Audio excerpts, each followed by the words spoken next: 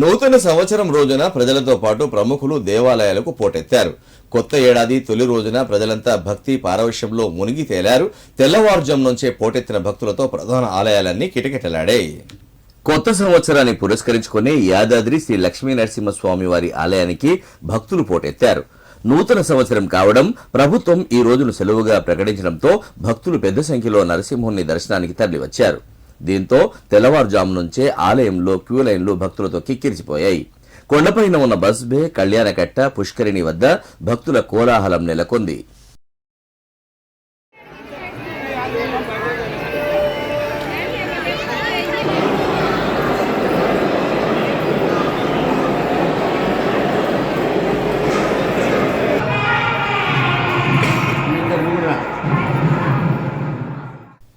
సిద్దిపేట జిల్లా దుబ్బాక శ్రీ వెంకటేశ్వర ఆలయానికి భక్తులు పోటెత్తారు.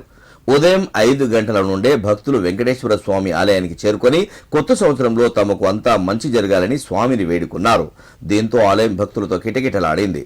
ఆలయం వద్ద భక్తులకు ఎలాంటి అసౌకర్యం కలగకుండా ట్రస్ట్ సభ్యులు అన్ని ఏర్పాట్లు చేశారు. భక్తులు క్యూ లైన్లలో వెళ్లి వెంకటేశ్వర స్వామిని దర్శించుకున్నారు.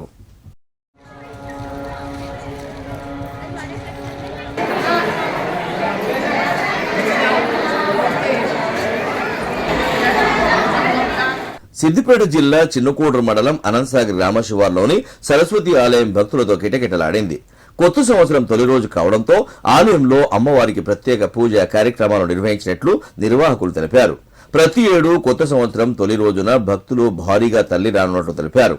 అమ్మవారిని కోరుకుంటే కోరిన కోరికలు నెరవేరుతాయని చెప్పారు. భక్తులకు ఎలాంటి ఇబ్బందులు లేకుండా అన్ని ఏర్పాట్లు చేసినట్లు తెలిపారు.